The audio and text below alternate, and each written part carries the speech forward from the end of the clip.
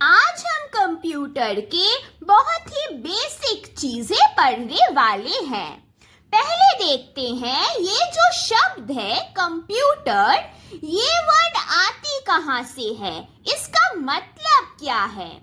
तो कंप्यूटर शब्द, ये वर्ड का अर्थ क्या है। कंप्यूटर मतलब टू कंप्यूट, यानी टू कैलकुलेट, गणना करना को ही कंप्यूटर कहा जाता है।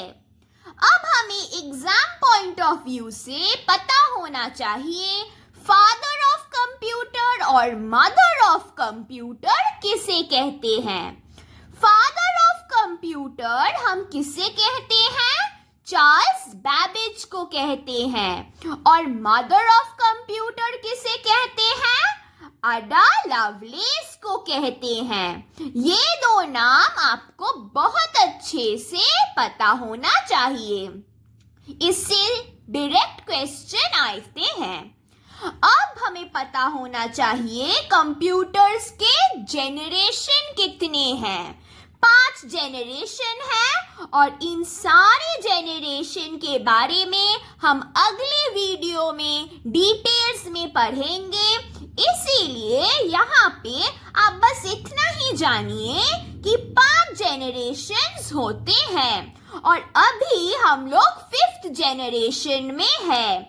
और ये 5th जेनरेशन क्या है, अभी जो 5th जेनरेशन चल रहा है वो है आर्टिफिशियल इंटेलिजेंस, जिसे हम AI कहते हैं। अब देखिए ये जो कंप्यूटर है हम पढ़ेंगे वो काम कैसे करता है, उसका कार्य कैसे करता है। पहले हम जो भी डेटा है उसे, जो हम रॉ इंफॉर्मेशन है यानी कच्चे तत्व, उसे हम कंप्यूटर में देते हैं, एंटर करते हैं। उसे हम कहते हैं इनपुट, इनपुट डेटा। जब हम डेटा को इनपुट करते हैं कंप्यूटर में, तब वो डेटा क्या होता है, वो संसाधित होता है, वो प्रोसेस होता है। प्रोसेस होने के बाद वो हमें रिजल्ट देता है। उस रिजल्ट को हम आउटपुट कहते हैं।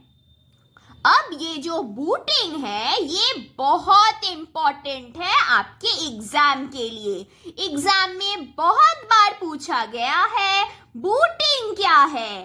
बूटिंग क्या है ये सुनने में जितना कठिन लगता है, बूटिंग का अर्थ उतना ही आसान है। जब हम प्रारंभ करते हैं कंप्यूटर को, उसी को कहा जाता है बूटिंग। यानी जब भी हम स्टार्ट करते हैं कंप्यूटर को या फिर रीस्टार्ट करते हैं, उसे ही हम कहते हैं बूटिंग। बूटिंग 2 प्रकार के होते हैं, एक है कोल्ड बूटिंग और दूसरा है वार्म बूटिंग। कोल्ड बूटिंग किसे कहते हैं, जब हम कंप्यूटर को पहली बार शुरू करें, कंप्यूटर बंद था, आपने उसे चालू किया, पहली बार स्टार्ट किया, पावर ऑन किया, उसे कहते हैं कोल्ड बूटिंग। पर अगर सोचिए आप कंप्यूटर चला रहे हैं और आपने उसे फिर से चालू किया, यानी आपने रीस्टार्ट किया, तो जब हम रीस्टार्ट करते हैं उसे हम कहते हैं वार्म बूटिंग।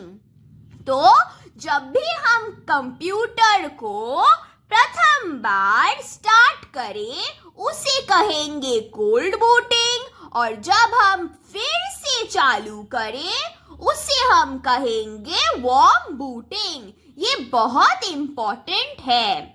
और आपको ये भी ज्ञान होना चाहिए कि warm booting is quicker than cold booting. यानी जब हम कंप्यूटर रीस्टार्ट करते हैं, जो वार्म बूटिंग है वो स्टार्ट प्रोसेस से जल्दी होता है। यानी आप जब बंद कंप्यूटर को पहली बार ऑन करें, स्टार्ट करें, तब वो ज्यादा समय समय लेता है, पर जब आप रीस्टार्ट करें, वार्म बूटिंग करें, फिर से चालू करें, तब वो समय कम लेता है। पर ऐसा क्यों होता है, अब हम वो देखने वाले हैं।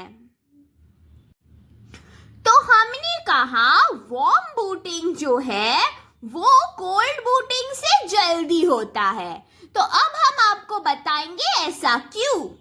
कोल्ड बूटिंग ये जो पावर ऑन होता है तभी किया जाता है, यानी जब हम स्टार्ट करते हैं कंप्यूटर को, पावर ऑन करते हैं, तब कोल्ड बूटिंग कहा जाता है। तो जब हम कंप्यूटर स्टार्ट करते हैं, कंप्यूटर के अंदर एक सिस्टम है, उस सिस्टम को हम कहते हैं बेसिक इनपुट आउटपुट सिस्टम, जिसे हम कहते हैं BIOS।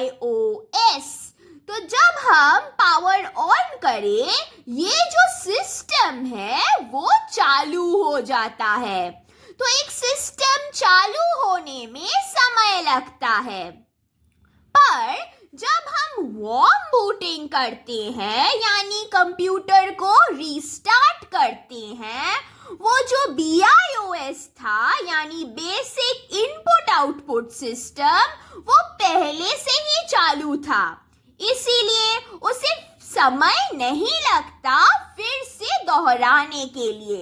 इसीलिए जब वार्म बूटिंग होता है, यानी रीस्टार्ट करते हैं हम कंप्यूटर को, तो ये जो BIOS था वो फिर से चलाना नहीं होता, क्योंकि वो पहले से ही चालू था।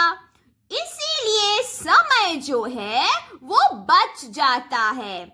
इसलिए जब हम रीस्टार्ट करते हैं वो जल्दी होता है, और जब हम पावर ऑन करते हैं उसमें समय लगता है। तो इससे अगर हम और एक एग्जाम्पल से समझे, देखिए आप किसी के शादी में गए हैं और आप खाने चले गए, आपको पता नहीं क्या क्या आइटम हुए हैं खाने के लिए, पर एक बार जब आप पूरा खाने का वो माहौल देख ले, आपको पता चल गया कि यहाँ पे आज क्या क्या बना है। तो पहली बार आप जब खाली प्लेट लेकर खाना लेने जाए, तब आपको सारे खाने देखने होते हैं, वो कोल्ड बूटिंग की तरह है, समय लगता है। पर अब जब आपको कुछ चाहिए हो, तब आपको पता है, सेकंड टाइम आप जब वो उस खाने को मांगे, तब आपको पता है कि वो खाना आपको मिलेगा कहाँ, इसीलिए आपको ढूंढना नहीं पड़ता। आपके ब्रेन में वो ऑलरेडी चालू है कि ये खाना मिलेगा कहाँ। इसीलिए जब आप सेकेंड टाइम करते हैं, वो वार्म बूटिंग की तरह है, आप जल्दी से वहीं जाते हैं जहाँ पे आपका वो खाना हो, इसीलिए आपका समय बच जाता है। तो अगर आपका वार्म बूटिंग और कोल्ड बूटिंग का कॉन्सेप्ट क्लियर हो, फिर हम आगे बढ़ते हैं। ब्रेन ऑफ द कंप्यूटर, यानी कंप्यूटर का दिमाग हम किसे कहते हैं, हम CPU को कहते हैं। CPU का फुल फॉर्म ये बहुत इंपॉर्टेंट है, central processing unit.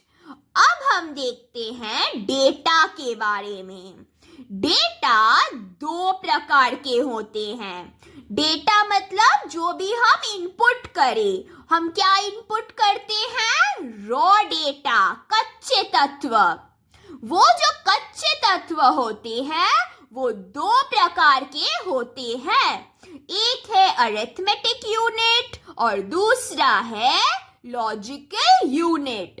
Arithmetic unit मतलब जिसमें किसी भी अंक गणित से जड़ित हो, और जब हम किसी तरकीब के बारे में बात करें तब उसे कहेंगे लॉजिकल यूनिट। अरिथमेटिक यूनिट में क्या आता है, एडिशन, सब्ट्रैक्शन, मतलब जब हम जोड़े किसी चीज को, या घटाव लाए, या डिवाइड करें, मल्टीप्लाई करें, ये सब कैलकुलेशंस के लिए हम कहते हैं इसे अरिथमेटिक यूनिट। और जब हम देखें कि दो नंबर में से कौन सा अधिक है, कौन सा कम है, या फिर विपरीत है, या फिर दो नंबर समान है या नहीं, बराबर है या नहीं, whether it is equal to, greater than, less than, ये सब जब लॉजिक, ये सब जब तरकीब लगानी पड़ती है, तब हम उसे कहते हैं लॉजिकल यूनिट। यानी डेटा दो प्रकार के हैं, एक है अरिथमेटिक यूनिट, दूसरी है लॉजिकल यूनिट। अंकगणित और तरकीब के लिए जो अंक से जुड़े हैं उसमें हम जोड़ते हैं, घटाते हैं, और जो तरकीब से रिलेटेड हो उसमें हम दो नंबर या उससे ज्यादा उसको हम कंपेयर करते हैं। हम देखते हैं वो बराबर है, अधिक है, कम है या विपरीत है। इतना समझ में आए तो हम आगे बढ़ते हैं। अब जो कंप्यूटर होती है ना, उसकी भाषा हमारी भाषा जैसी नहीं होती। हम हिंदी में बात करते हैं, बंगाली में बात करते हैं, इंग्लिश में बात करते हैं, पर हमारी भाषा अलग अलग है और हम सभी कंप्यूटर यूज करते हैं।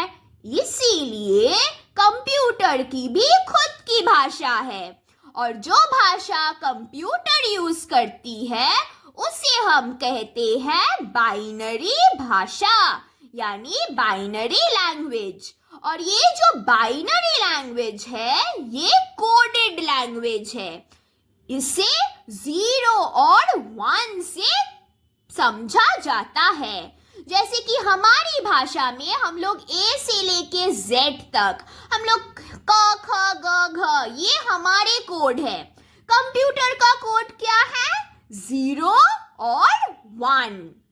ये एग्जाम्पल देखिए, ये आपको याद करने की जरूरत नहीं, ये एग्जाम्पल के लिए हमने बनाया है। सोचिए आपने कंप्यूटर में दिया, ऐसा इनपुट किया कि 2 + 3 कितना होता है। जब आप कंप्यूटर को कहे 2, तो कंप्यूटर उसे 2 के हिसाब से नहीं लेता। आपने इनपुट किया 2, कंप्यूटर उसे कन्वर्ट करता है और उसे अपनी भाषा में ले जाता है। भाषा में ले जाने के बाद ये जो 2 है, ये है आपका लैंग्वेज, वो हम करते हैं बाइनरी लैंग्वेज में। कंप्यूटर जब उसे बाइनरी लैंग्वेज में ट्रांसफर कर दे तो वो बन जाता है 0 0 1 0। वैसे ही जब हम 3 इनपुट करेंगे, कंप्यूटर उसे प्रोसेस करके 0 0 1 1 कर देगा। फिर उसको जैसे आप कहे कंप्यूटर को, जैसे आप उसे इंस्ट्रक्शंस दे, वैसे ही वो काम करेगा। अगर हम कहें इसको जोड़ो, 2 + 3 बनाओ, तो कंप्यूटर इसको पहले प्रोसेस करेगा, अपनी भाषा में लाएगा, फिर उसको वो उसके तरह से जोक करेगा। फिर जोक करने के बाद कंप्यूटर अपना रिजल्ट निकालेगा, पर आपको ये रिजल्ट देखने को नहीं मिलेगा, आपको 5 देखने को मिलेगा। मतलब हम इनपुट करते हैं अपनी भाषा में, कंप्यूटर उसे बनाता है अपनी भाषा में जो कि बाइनरी भाषा है, फिर उसका रिजल्ट वो हमें हमारी भाषा में ही देता है। अब आपको पता होना चाहिए ALU का फुल फॉर्म, जो CPU का हिस्सा है। ALU का फुल फॉर्म बहुत बार पूछा जा चुका है। अरिथमेटिक लॉजिक यूनिट, ये लॉजिकल नहीं है, अरिथमेटिक लॉजिक यूनिट, ये बहुत ही इंपॉर्टेंट है। बहुत सारे लोग यहीं पे गलतियां कर देते हैं, वो लोग कहते हैं लॉजिकल, ये लॉजिकल नहीं है, अरिथमेटिक लॉजिक यूनिट जो CPU का हिस्सा है। अब कंप्यूटर में एक मेमोरी नाम की भी चीज है। मेमोरी क्या है? मेमोरी क्या करता है? Store data. जैसे हमारे भी ब्रेन है, हमारा भी दिमाग है जिसमें मेमोरी होता है, जिसमें हम अपना सारे डेटा स्टोर करते हैं, वैसे ही कंप्यूटर का भी एक मेमोरी है जिसमें वो अपना जो डेटा है, इंफॉर्मेशन हम जो भी देते हैं उसे वो स्टोर करता है। मतलब ये जो मेमोरी है वहाँ पे ये डेटा संग्रहित होता है। और ये मेमोरी दो तरीकों के होते हैं, एक है प्राइमरी मेमोरी और दूसरी है सेकेंडरी मेमोरी, जिसे हम प्राथमिक मेमोरी भी कहते हैं और द्वितीय मेमोरी भी कहते हैं। ये जो प्राइमरी मेमोरी है ये आपके कंप्यूटर में ही होती है। It is found in the CPU में ही रहता है। पर ये जो सेकेंडरी मेमोरी है ये एक्सटर्नल है, ये कंप्यूटर के बाहर रहती है, मतलब सीपीयू के बाहर रहता है। मतलब जैसे एग्जाम्पल पेन ड्राइव में भी हम मटेरियल्स रख सकते हैं जो हम कंप्यूटर में चलाकर देख सकते हैं, पर वो कंप्यूटर का हिस्सा नहीं है, वो एक्सटर्नल है, बाहर से लाया गया हुआ। इसीलिए मेमोरी दो प्रकार के हैं, एक प्राइमरी प्राथमिक और दूसरा है द्वितीय मेमोरी या secondary memory. Primary memory inbuilt होता है, अंदर होता है, किसके अंदर? सीपीयू के अंदर। और सेकेंडरी मेमोरी बाहर से लाई जाती है, जो होता है एक्सटर्नल, जैसे कि पेन ड्राइव। हम जब फोन खरीदते हैं तब भी हमें बताया जाता है कि इनबिल्ट मेमोरी इतना है। उसके बाद हम क्या करते हैं, हम और एक मेमोरी कार्ड देते हैं फोन में, तो वो मेमोरी कार्ड बन जाता है सेकेंडरी, और जो फोन में जो स्पेस है वो बन जाता है प्राइमरी। फिर आपको ये पता होना भी बहुत इम्पोर्टेंट है, रैम और रोम का फुल फॉर्म क्या है। ये भी बहुत बार पूछे गए हैं। रैम का फुल फॉर्म है रैंडम एक्सेस मेमोरी और रोम का फुल फॉर्म है रीड ओनली मेमोरी। अब ये जो रैम है, रोम है, इन दोनों में हम क्या फर्क देखते हैं? रैम और रोम में फर्क, अंतर, कंपेयर। रैम जो है वो बहुत ही वॉलेटाइल है और रोम नॉन वॉलेटाइल। इसका मतलब क्या हुआ? रैम जो है ये बहुत परिवर्तनशील है, पर ये जो रोम है इसमें हम कोई भी तरह का परिवर्तन नहीं होता। रैम क्या है? इसमें जब आप पावर ऑफ करें, सोचिए आप कंप्यूटर में एक काम कर रहे हैं और अचानक से आपका कंप्यूटर ऑफ हो गया, तो जो भी डेटा आपने टाइप किया, अगर आपने उसे सेव नहीं किया होगा तो वो डेटा उड़ जाएगा। यानी रैम का डेटा वो पावर ऑफ होने से ही उड़ जाता है, कंप्यूटर बंद होने से ही उड़ जाएगा। पर रोम जो है, जब कंप्यूटर ऑफ हो जाए उसका डेटा उड़ता नहीं है, उसका डेटा रह जाता है। तो आपको पता होना चाहिए रैम के दो टाइप्स है, दो प्रकार है। एक है डी रैम और दूसरा है एस रैम। डी रैम यानी डायनामिक रैम और एस रैम यानी स्टैटिक रैम। और रोम के बहुत सारे टाइप्स है, प्रकार है। हमने सिर्फ 3 कहा है, एक है पी रोम, एक है ई पी रोम और तीसरा है ई ई पी रोम। इनके फुल फॉर्म कभी नहीं आते, आप बस ये जो रैम के 2 है ये याद रखिएगा, क्योंकि रैम के सिर्फ 2 ही टाइप्स है, 2 ही कैटेगरी है।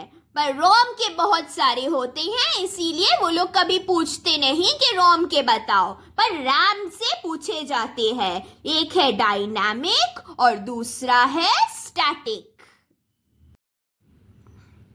अब हम पढ़ेंगे 3 यूनिट के बारे में। एक कंप्यूटर में 3 यूनिट रहते हैं।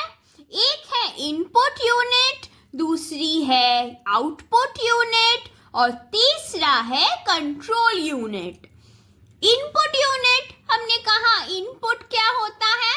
जब हम कंप्यूटर में कच्चे तत्व दें, मतलब रॉ डेटा हम जब कंप्यूटर में देते हैं उसे कहते हैं इनपुट यूनिट।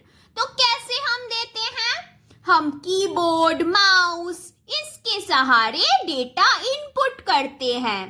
तो जो भी डिवाइस हम यूज करते हैं, जो भी डिवाइस का उपयोग करते हैं डेटा इनपुट करने के लिए, उसे कहा जाता है इनपुट यूनिट। अब कंप्यूटर उस इनपुट को लेके क्या करता है? प्रोसेस करता है। प्रोसेस करने के बाद उसका आउटपुट रिजल्ट हमें देता है। उसे कैसे देंगे? उसे आउटपुट यूनिट के सहारे हमें मिलता है, जैसे कि प्रिंटर, स्पीकर। हम माउस और कीबोर्ड से कंप्यूटर को कहते हैं कि इस पेज का प्रिंट आउट हमें निकालना है।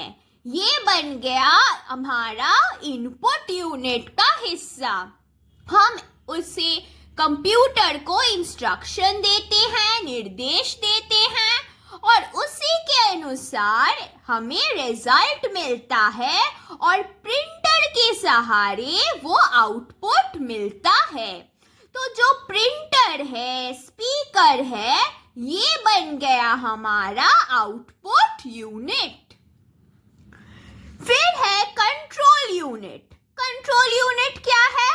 Control unit functions of the computer, मतलब जो भी कार्य हम करते हैं, जो भी कार्य हम कंप्यूटर को नियोग करते हैं, नियंत्रण करते हैं, वो कंट्रोल यूनिट देखता है।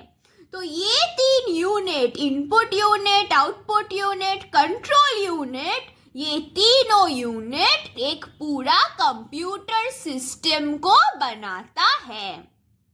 अब देखिए, हमने कहा कीबोर्ड, माउस ये है इनपुट यूनिट, क्योंकि यहाँ पे हम डेटा, रॉ डेटा देते हैं, कच्चे तत्व देते हैं। और प्रिंटर और स्पीकर बन गया आउटपुट यूनिट, क्योंकि इससे हमें रिजल्ट मिलता है।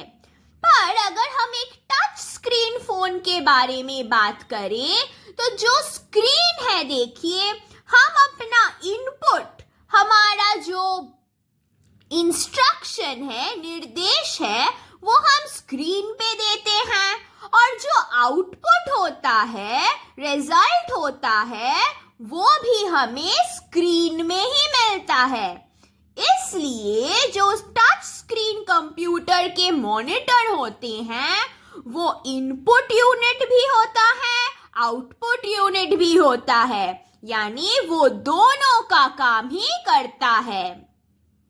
फिर जो हमने कहा ALU, अगर आपको याद हो, अरिथमेटिक लॉजिक यूनिट, तो control unit, arithmetic logic unit और जो मेमोरी है, इन तीनों को मिला के हमारा CPU यानी सेंट्रल प्रोसेसिंग यूनिट वो बनता है। अब हम बात करेंगे और एक बहुत ही इम्पोर्टेंट चीज के बारे में, जो है हार्डवेयर और सॉफ्टवेयर। कोई भी कंप्यूटर में हार्डवेयर और सॉफ्टवेयर को होना बहुत ही जरूरी है। हार्डवेयर के बिना कंप्यूटर नहीं चलेगी, सॉफ्टवेयर के बिना भी नहीं चलेगी, दोनों का होना आवश्यक है। हार्डवेयर जो है वो टैंजिबल है और सॉफ्टवेयर इनटैंजिबल। अब इसका मतलब क्या हुआ?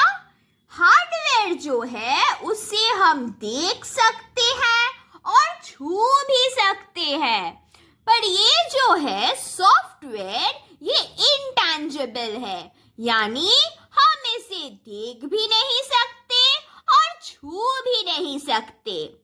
हार्डवेयर में क्या क्या आता है? Monitor, speaker, printer, mouse, keyboard, ये सारे चीजों को हम देख सकते हैं, छू सकते हैं। पर सॉफ्टवेयर में जो भी प्रोग्राम होता है वो सब आते हैं। एक प्रोग्राम को आप कैसे छुएंगे? तो वैसे ही जो MS वर्ड है, MS एक्सेल है, MS पावरपॉइंट है, जो भी प्रोग्राम होते हैं उसे हम कहते हैं सॉफ्टवेयर। वो सॉफ्टवेयर का हिस्सा बन जाता है क्योंकि हम उसे छू नहीं सकते। अब आपको पता होना चाहिए एक कंप्यूटर का स्पीड यानी गति कितना है। 3 to 4 मिलियन इंस्ट्रक्शंस पर सेकेंड। एक सेकेंड में एक कंप्यूटर 3 से लेके 4 मिलियन निर्देश ले सकता है। फिर देखिए, कंप्यूटर की एक्यूरेसी की बात करें यानी सटीकता की बात करें तो वो बहुत ही उच्च स्तर पर है। High degree accuracy. Computers are reliable यानी उस पे आप विश्वास कर सकते हैं। कंप्यूटर्स आर वर्सेटाइल, वो बहुत ही बहुमुखी है यानी आप जब कंप्यूटर में एक काम कर रहे हो आप उसके साथ साथ दूसरे काम भी कर सकते हैं। आप सोचिए कुछ टाइप कर रहे हैं, उसके साथ आप बैकग्राउंड में एक म्यूजिक भी चला के वो काम कर सकते हैं। इसीलिए वो मल्टीटास्किंग काम कर सकता है। इसीलिए हम कहते हैं computers are versatile. Computers have a huge storage capacity इसका बहुत है। ये आप जितना भी चाहे, जितने सारे डेटा है आप उसमें दे सकते हैं। बड़ी मात्रा की डेटा वो अपने अंदर रख सकता है। अब हम ये पढ़ने वाले हैं कि कंप्यूटर के सुविधाएं क्या है, सुविधाएं और त्रुटियां। तो पहले हम देख लेते हैं सुविधाएं क्या है। Advantages of computer. पहली वाली, परफॉर्म्स इंटेलिजेंट फंक्शंस यानी ये बहुत ही बुद्धिमान है। डू रेपिटेटिव टास्क, आप एक ही काम एक कंप्यूटर को हजारों बार करने को दे सकते हैं, वो थकेगा भी नहीं। तो एक ही कार्य वो बार बार दोहरा सकता है। Repetitive task, repeated task. Does not get tired और बोर्ड, आप एक ही काम आप उससे पूछते ही जाइए 2+2 कितना है, कितना है, कितना है, वो हमेशा आपको बताते रहेगा 4 पर आप एक इंसान को कहेंगे तो वो थक जाएगा। कंप्यूटर कभी थकता नहीं है या फिर बोर नहीं होता। फास्ट फंक्शन, इसका जो फंक्शन है कंप्यूटर का वो बहुत ही तेज है। ह्यूज कैलकुलेशन, बहुत बड़ा कैलकुलेशन, गणित वो बहुत ही आसानी से कर सकता है। स्पीड इन माइक्रोसेकेंड, नैनोसेकेंड, पिकोसेकेंड, ये सब स्पीड देखने का मात्रा है। तो जो स्पीड है, गति है कंप्यूटर का वो बहुत ही तेज है। एक्यूरेट एंड एरर फ्री, जो भी आप उससे पूछे वो सटीक होता है और उसमें कोई त्रुटियां नहीं होती। पर इतने सारे सुविधा होने के बाद भी कुछ त्रुटियां भी है। आइए वो देख लेते हैं। डिसएडवांटेजेस ऑफ अ कंप्यूटर यानी लिमिटेशंस, त्रुटियां। क्या क्या बुराइयां है? No intelligence of its own, उसका खुद का कोई बुद्धि नहीं है। आप जो भी उसे कहेंगे वो वैसा ही करेगा। नीड्स इलेक्ट्रिसिटी, विद्युत, बिजली के बिना वो नहीं चलेगा। All instructions have to be given, आपको उसे सही से निर्देश देना होगा, फिर वो वैसे ही चलेगा। कैनॉट टेक डिसीजंस, वो खुद से कोई निर्णय नहीं ले सकता। नीड्स डस्ट फ्री एनवायरनमेंट, यानी आपको उसे धूल से बचा के रखना होगा। अगर आपने ऐसा नहीं किया तो आपका कंप्यूटर गर्म हो जाएगा, हीटिंग होगा। नो फीलिंग्स, इसके कोई भावनाएं नहीं है। तो आपको बेसिक में बस इतना ही पता होना चाहिए, इतना ही आपके एग्जाम के लिए काफी है। नेक्स्ट वीडियो में हम पढ़ने वाले हैं 5 जनरेशंस ऑफ द कंप्यूटर के बारे में। हमारे 5 जनरेशन हैं और उन 5 जनरेशन के बारे में हम बहुत ही तेज और बहुत ही आसानी से अगले वीडियो में पढ़ेंगे। तो अगले वीडियो आने तक बाय बाय।